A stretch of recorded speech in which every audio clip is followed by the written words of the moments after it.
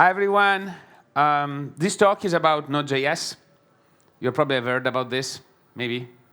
If you have not, probably it's the wrong room, by the way. However, everybody at some point, started digging into what Node.js is or is not. And a good way to do that this period is to ask ChatGPT. And when you ask ChatGPT, or when you asked ChatGPT when I took this picture, okay, says something very, very important. It says, where is it? It says that it's single-threaded but scalable. And you still put in Google, it will tell you Node.js is single-threaded. Well, AI hallucinates. Google hallucinates. Anyway, ChatGPT can make mistakes. This talk is about multi-threading in Node.js. And it was done together by Paolo Insogna, who is not here. Hi, Paolo. Hey.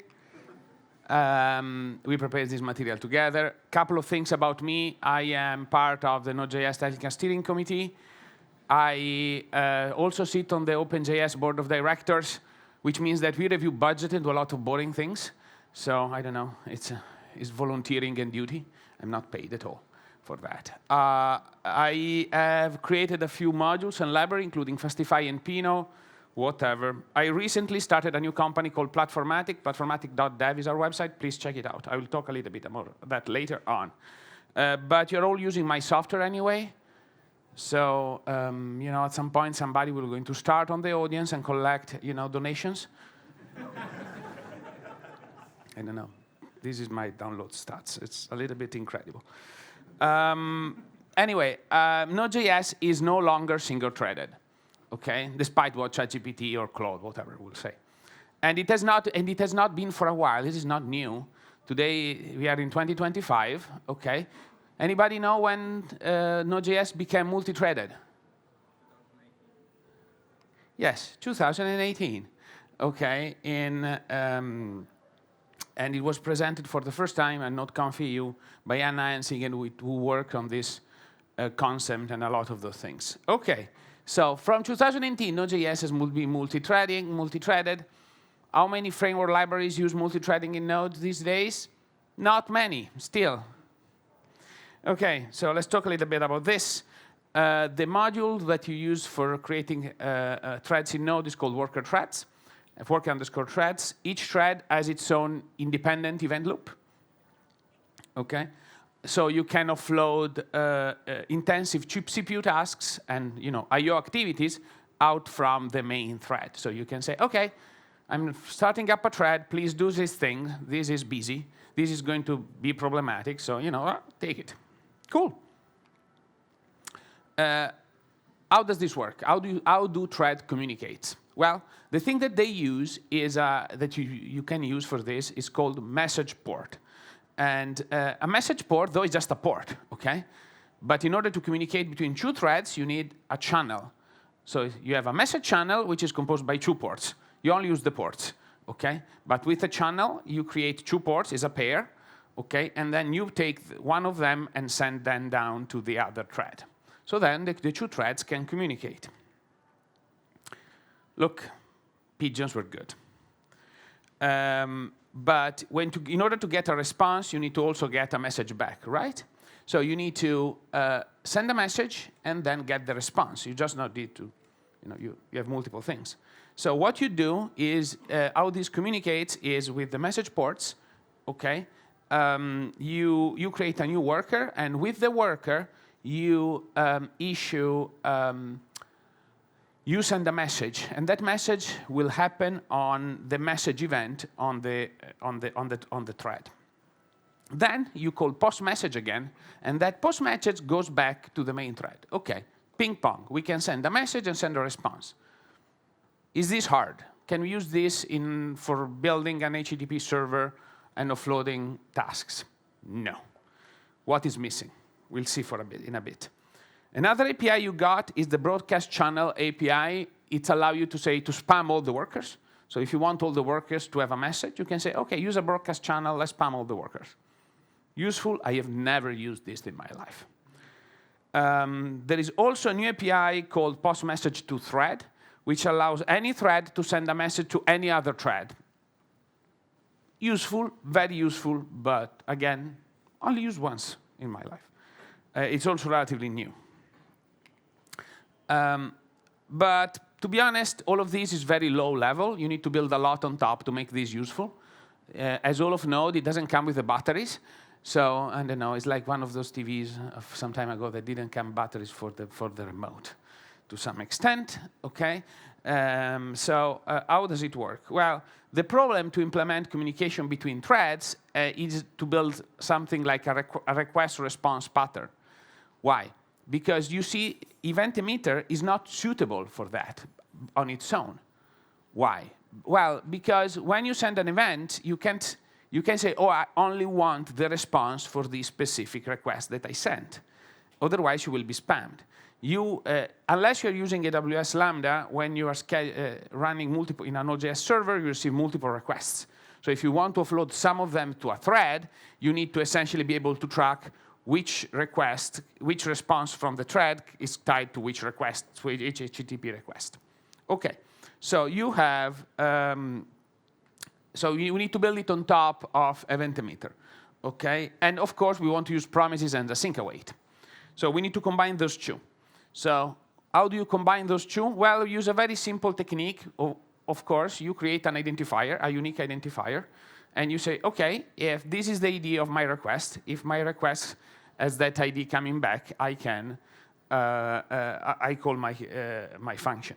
So how you do that? You create this pending map, okay, and on the server when you receive pending.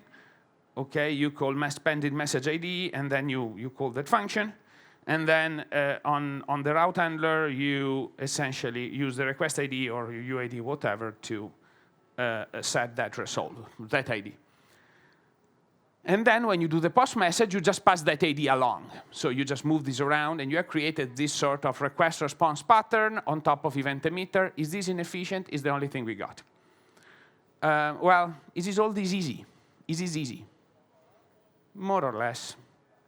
Well, not as much. You need to know a little bit more things to use this in a good way. First of all, you need to know about something called structured clone. You probably have heard this an API in the language, so you can use this everywhere. But it means whenever you're calling from between multiple threads, okay, each JavaScript environment that you are using as a separate heap. What does it mean? When you allocate one object on a thread in JavaScript, that object cannot be moved as is on the other thread. Okay? You need to serialize and then deserialize on the other side. This is powerful because it simplifies a lot of things, but it's also costly to some extent because there is this marshalling and marshalling, serializing. You could say it's just a JSON parse, JSON stringify. But it's a little bit faster because it's binary, and you can pass custom things back and forth, okay? And we call them custom things back and forth. There is a full load things defined here. You can also send, for example, byte arrays. So you can send, for example, buffers. You can send a lot of things in that way. And there is a full algorithm that you can describe. But there is also one more thing, which are called transferable. Transferable are, special objects that can be transferred between threads, and they will maintain the same properties. So, for example, if you have a web stream, okay, meaning, a WhatWG stream, the same thing that you have on the web, you can transfer that from one thread to another. It means that that instance of the stream will be recreated on the other side. Apart from also from those, you can move file handles, you can move other message port, essentially. So you can even say, okay, I'm sending a message to a thread and telling, oh, I want to receive the response from this into this message port on the other side. There is a full lot of documentation here that you want to check out. Okay, so let's try again, okay, on the topic. okay? Now, you want to schedule things on a thread, right? So far, though, we have just shifted the problem.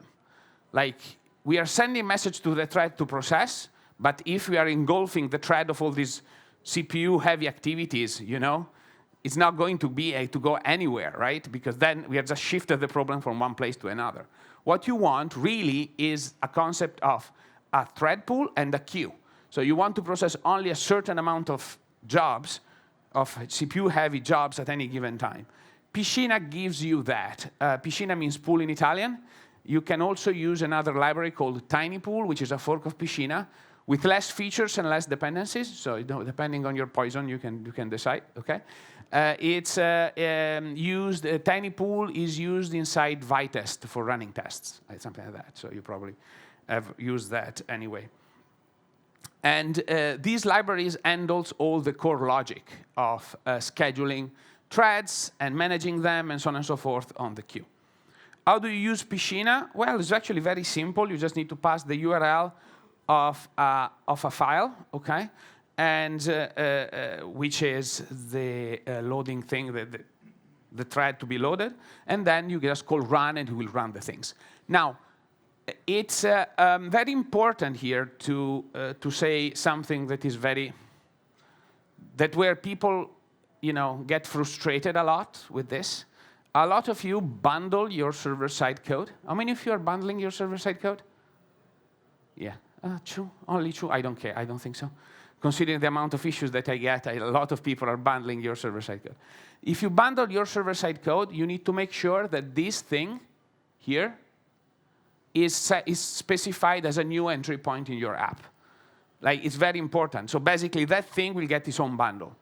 And because otherwise, things will not work. Because Node.js will load that file from disk. It's just essentially it's a new Node.js system starting, in all intent and purposes. Cool. And now it's time for the most advanced part of the talk, if this was simple, I don't know. What can this be used for that you might not think about? Well, everything is possible until somebody does it, right? And you know what I did some time ago was creating a way to use threads to call, to perform asynchronous activity synchronously. What? Okay. Let's talk a little bit about this. How does it work? Okay. So I created this little utility called everysync. You can specify a worker when you create your worker. Okay. You can, you know, we'll talk a little bit about shared array buffer in a second.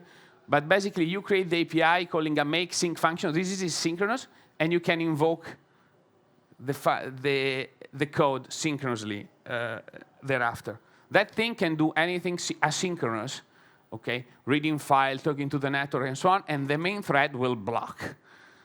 Completely blocked until that is ended. Why is this useful? It's useful in a lot of different places, okay? Specifically, it's, we'll talk a little bit later on this, but it's very useful. It's a technique that is very useful, and Node.js uses this technique internally for some of these operations too. So, important part here, yes, so this is on the other side. On the other side of everything, you get the wire method. You use that shared array buffer, which we'll talk about this in a second. And you pass in your function, could be async, and it will just work, okay? Now, you need to keep the event loop alive at the end. So it's, if you're not keeping the event loop alive, the thread will exit, and everything will not work. How does this work? Well, the most important part here is, okay. Sorry, can you remove the thing on top because there is a black, because otherwise people are not seeing. Thank you. Okay. Okay. Anyway, in there it's written wait async, okay? So we have a shared array buffer. What is a shared array buffer? Array buffer is an area of memory okay, is a blob of memory, okay, that is shared between two different threads. So you can take an area of memory and say two threads can access this at the same time, writing, reading data. This is very useful for process coordination, okay? Now, there is also an utility called wait async, okay, which you can use to synchronize the main thread, okay, with the worker thread, using the data in a shared array buffer. So essentially, you can say, okay, if this byte changes, resolve this promise. This is what it does, okay?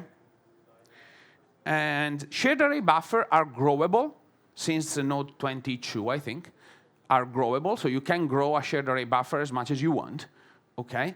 And so this is very useful, again, for moving data and so on and so forth. So on a shared array buffer, then, we can structure this concept in a few things. So we have meta here at the top, okay, which is essentially the data that we want to synchronize on. Then we have length, okay, which is the length of the payload and the payload. Very simple, okay? So this is the content that we put inside our shared array buffer. Okay, so how does it work? We use the same concept of post message, but implemented on top of that. So first of all, you need, when you're working with a shared array buffer here, we need to serialize things. So you use Node v8 with serialize and deserialize. It's the same binary format that you get in with post message, okay? Is that structured clone algorithm, okay? You need to create a data view to interact with a shared array buffer, and then from that you can get a getUin32, okay? And then you decode this, and you deserialize, and same way you do for the write, okay? You take it and you serialize the data, and so on. Cool. So you can read and write data on that data structure using this kind of code. Okay.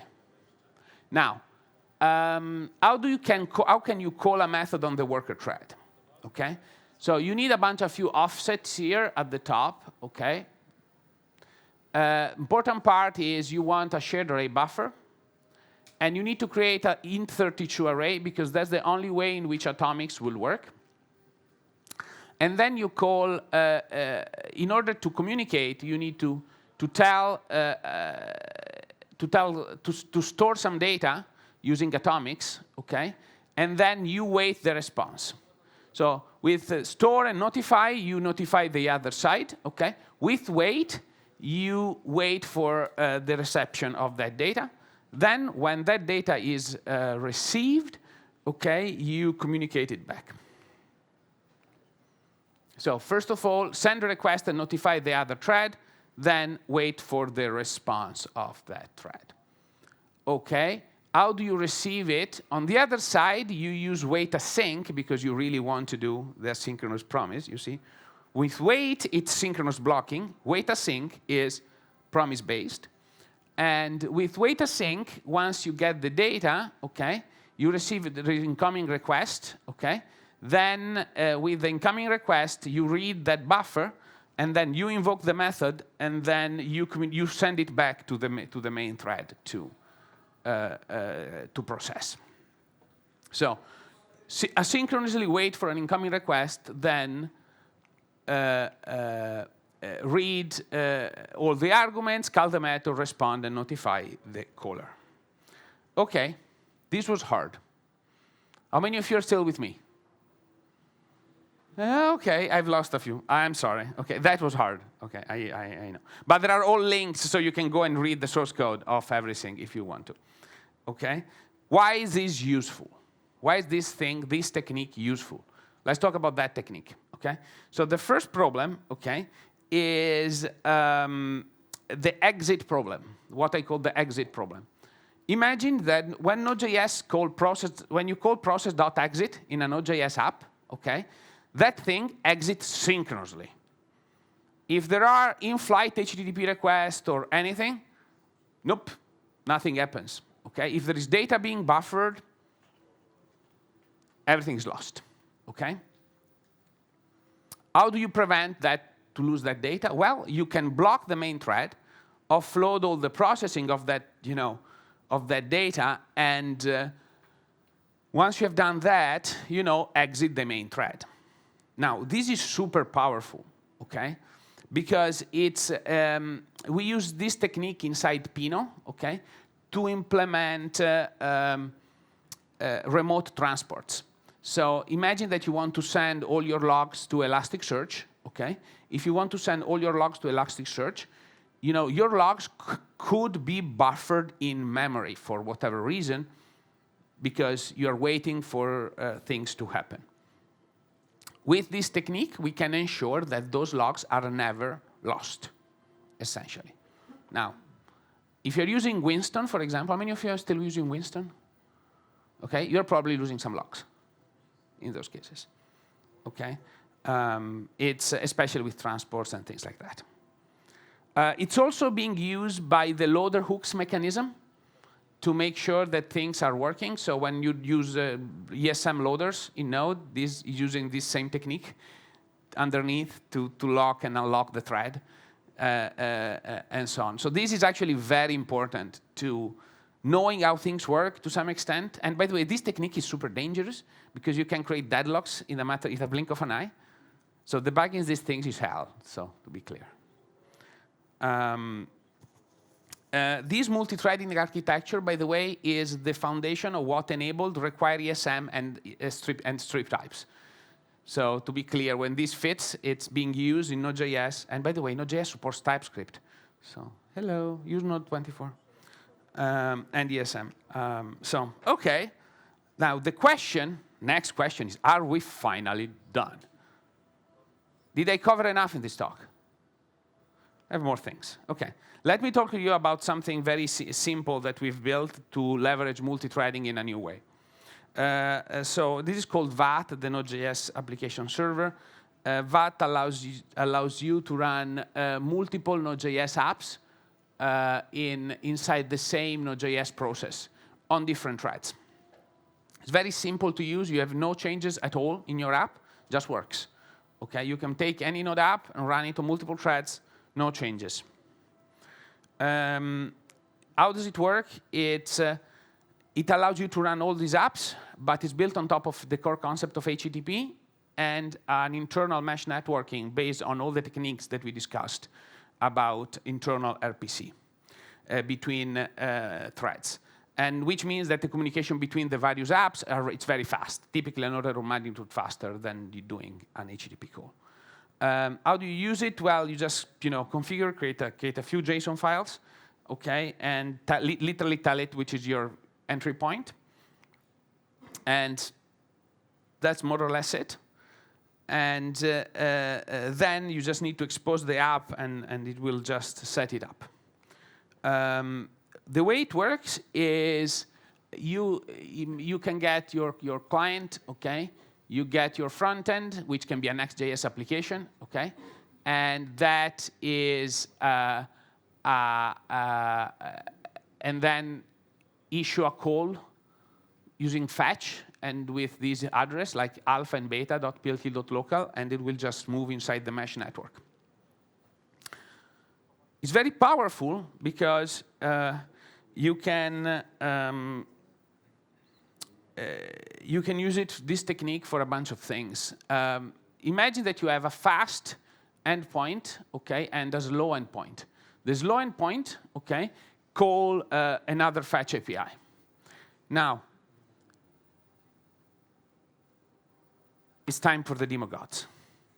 I could not do a talk without live demos. So, okay. So let's see. Here we got. So this is our server.js. Okay. Server.js has a route. Okay, which is essentially it's a very simple route. It does a query. It simulates a database query by using atomic sleep. Atomic sleep use atomic.wait to do this to blocking the event, the main thread. Okay, And then we do, so first of all, yes, atomic sleep, this is the guy. Then first we simulate a database query, then we do some synchronous activity. Okay, 20 milliseconds of synchronous work. Okay, so now here we can start our server. And then npm run demo. We are going to do a little bit of load testing for 10 seconds with 50 connections. So I'm on battery, so I'm on power, so it might be even decent. Okay, so more or less this is slow, okay? Very slow. Cool. So let's see how we can put these in threads, okay? So we can go in threads. How does it work? Very simple here. We get the same thing, but, okay, sorry. First we have the worker. The worker does the simulate the CPU intensive work, and we do all the bits, okay? But here we do, in our route, we simulate the database query, then we call pool.run so that we can do our bits, okay? Remote bits, and that's it, essentially.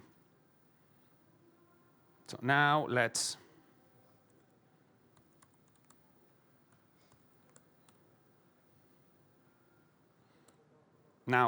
what is important here is that you will see that oh, sorry, not you won't see anything here. So what you will see now is the results have improved a lot. Why? Because now before was 40, now is 166. Why they have improved? Because in our threads, Piscina we have specified 4 threads. Okay, this machine has a lot, of course. Okay, we could even remove this and try it again and see the results. With Piscina, it's very simple to create these systems, so you can try and experiment and verify things. And now you see that we got a lot of data and a lot of good numbers. Okay, so there is one more feature in Piscina that I want to show you, okay, which is the protection, okay? So here we have MaxQ Auto. MaxQ Auto would essentially make Piscina reject anything over a certain amount of size, if the queue is too long. Why is that? Because if the queue becomes too long, okay, there's no point. We are going to engulf that thread. The queue will become so big that now no jobs will be processed. So you don't want that queue to get out of control. You want to manage the length of that queue, otherwise you just say, well, I'm responding to this in an hour, so what's the point, okay? You don't want to do that, okay? So with this, you can actually do the protection here. You have pool Q, Q max Q, okay? And now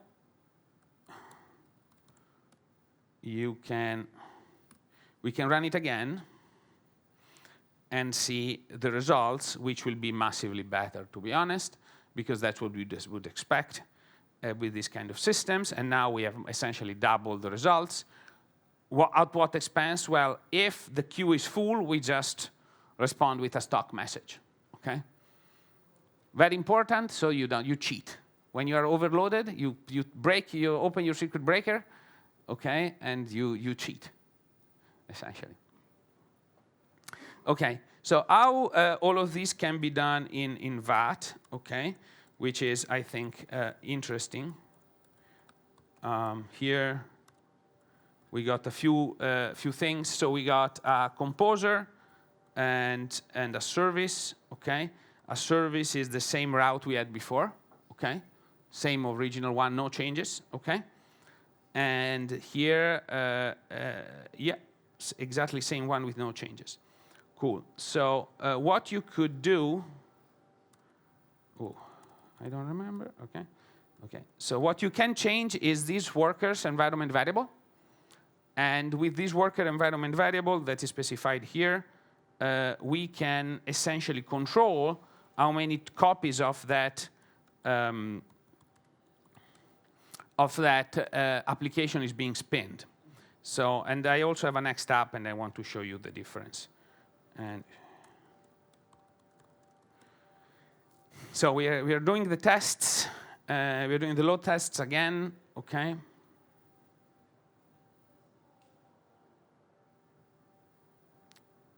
And now we got 39. Essentially, same result as before because there's only one thread.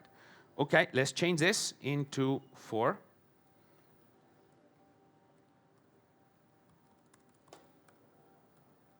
Okay, change to 4. Oh, no, sorry, I need to restart. Okay.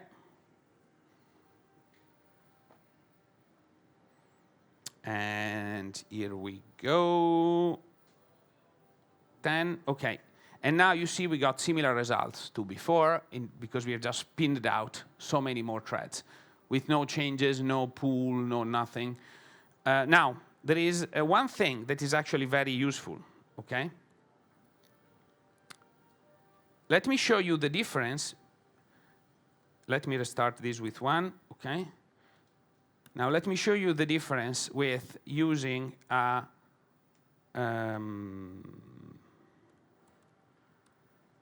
okay, should be next. No, made a mistake. Where is this exposed? Sorry. There is a next app running here. Oh, SSR. Good. Okay, there is a next app running that is rendering on the server. Okay, this is a JSX next thingy.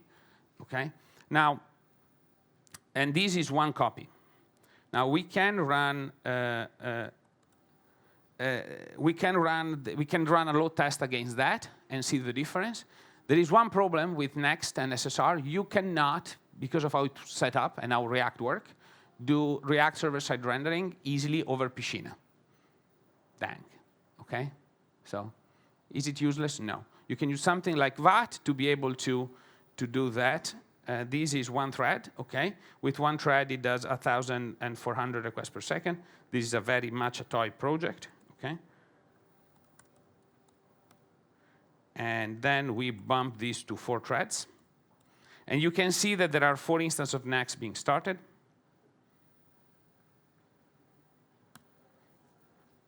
And now you can even see it here that we are spinning 500%, 5 cores dedicated to the rendering, okay? And now we have essentially multiplied the results by 4.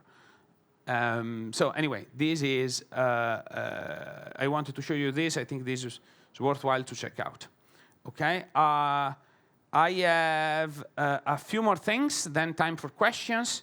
First one is there is a free book that you can download on Node.js for Enterprise. It's absolutely free. It's pay with your email. So we're going to spam you, to be clear. There is no money in printing books, unfortunately. So we decided to do an ebook, and it covers Fastify, it covers Next, it covers microservices, it covers Docker, it covers Kubernetes, readiness, liveness. I don't know if those things are familiar to you. You probably want to check out.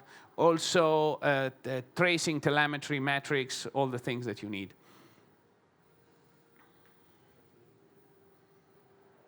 Okay, a few more people.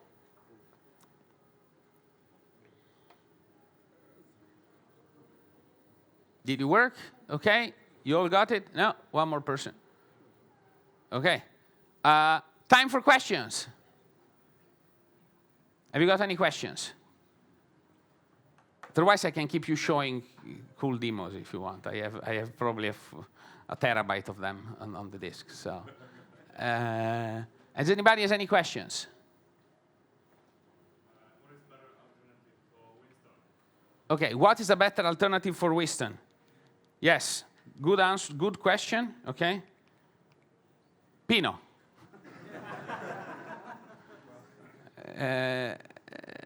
Pino is it's built to be performant. There are some benchmarks shown, okay, and so on. Winston is great, by the way. It was great for this time, and it works really well.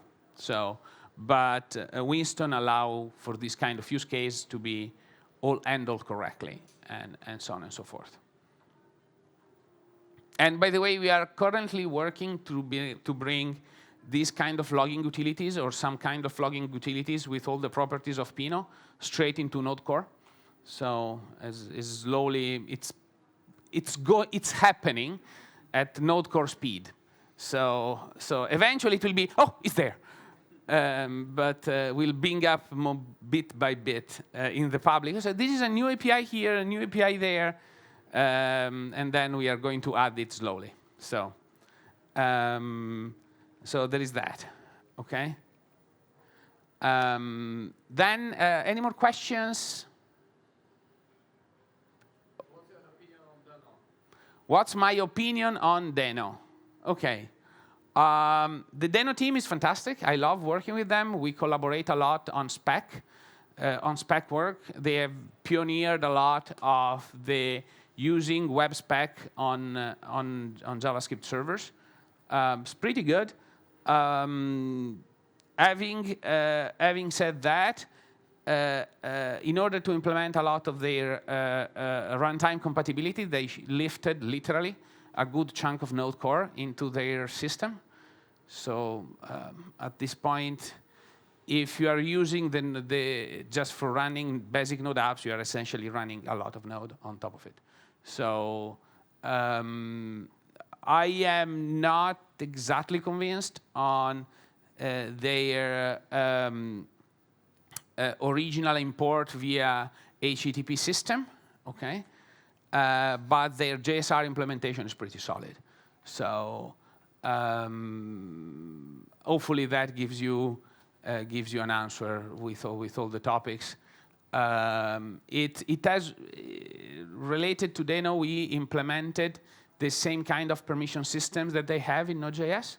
So I'm not at this point. Is literally, does your app work with Deno? If you want to use Deno, you can use Deno. If your app works with Node, you probably just your app works with Node. Don't worry, at least. Okay. So yeah, that's my take. Shout. Cool talk, thank you. So I'm working with Node.js apps that are truly single-threaded. So there is only an event loop in my app, for example. But it doesn't really matter. For example, it is used in a Kubernetes cluster, so I can just scale the whole application by having more pods, having more instances of the same application, and then I also get the good GPU utilization. Do you think there is still a benefit in designing the application with multithreading in mind? Let me sum up the question. The question is multithreading worthwhile to do in a Kubernetes setup where I can scale based on CPUs? I can scale. Well, there is, to be honest, there are two problems with that, okay? The first one is typically Kubernetes is not fast to scale your pods. It takes, especially if you use the horizontal pod autoscaler, it can take a minute, 2 minutes to schedule things up, okay? So, and if you hit that threshold of traffic, it means that your application will start degrading very quickly. Your vitals will start degrading very quickly. So, and a lot of that time is is more or less fixed independently on the amount of resources you are going to allocate to your pods. So, to some extent, giving it a little bit more CPUs to the system and using more threads might actually improves your shock resistance to on your system, especially on those pods that are front-facing and CPU heavy, essentially. So there is that is the first bit, the first answer. The second problem, okay, is if you are using if you offload your heavy duty in your to multiple threads, okay, even on one CPU and so on, you make sure that your main event loop or one event loop is always ready and available, okay? So it can respond to metrics, it can respond to readiness, liveness, and so on and so forth in a very much precise way, okay, very quickly, and because there's no interference. Because there's no interference, you get essentially better visibility on what's happening on the system. And so it generically improves the resilience of your app in doing this work. Part of what we have done as Platformatic, okay, our commercial product, fits a lot on those kind of use cases, on heavy-duty performance and scaling Kubernetes, and so on and so forth. And it's our autoscale. We basically wrote some alternative implementation of the autoscaler, which can spin up in more or less 10, 20 seconds, new pods. And it's pretty cool. So yeah, that's it. Any other questions? So could you compare it with building independent modules which communicates via message broker like Kafka or Rabbit? Okay, this is actually very good. How do you compare using multithreading to be using a message broker like Kafka and so on? Okay, so it depends. So first of all, you have your Kafka system or RabbitMQ or whatever for the communication. Typically, you are going to deploy more of those apps, okay, in different pods. You have a lot of pods, okay. Each one of them, like this pod is a Kafka consumer, this pod is a Kafka producer, this other pod is my, Express HTTP server. More or less, okay. You have 3 different deployment pipeline, 3 different pods, and so on and so forth to manage. These might or might not be too heavy for your organization to do. And in a lot of companies, in fact, what they end up doing, which is absolutely wrong, by the way, is they keep their RabbitMQ or Kafka consumer together with their main HTTP app and Express server. I don't know how many of you have done this, but you're laughing, so you're so smiling, so probably you have seen this pattern, okay? That is bad, okay? Why? Because you are essentially mixing 2 concerns, mixing 2 types of traffic together, and therefore, if you do that consuming in a different thread, you will have a lot of benefits just by keeping the 2 things separated so they cannot interfere with each other, and you reduce the interference, and you actually have a much more resilient system. So hopefully I give you, if you put them together in this way, you have still the benefit of having less deployment pipelines, okay? Essentially, that's the gist. And by the way, you should, if you care about your messages and care about the reliability of your messages, you should always pass them through through a queue, okay? But especially when you use queues, you can fetch multiple messages at any given time, not just one at a time. If you fetch, like in Kafka, it's a batch, okay? And you get multiple messages, okay? Because you get multiple messages, you can still leverage multithreading to process those multiple messages and so on and so forth. Regarding Kafka, we recently ended up rewriting the Kafka library because we were unsatisfied with all of the options. So there is @platformatic/Kafka on NPM if you want a modern, up-to-date, type-safe Kafka library. Any other questions? I think we have 1 minute and 19 seconds to go. Okay. I think we want to thank you for joining, and thank you very much. And I think...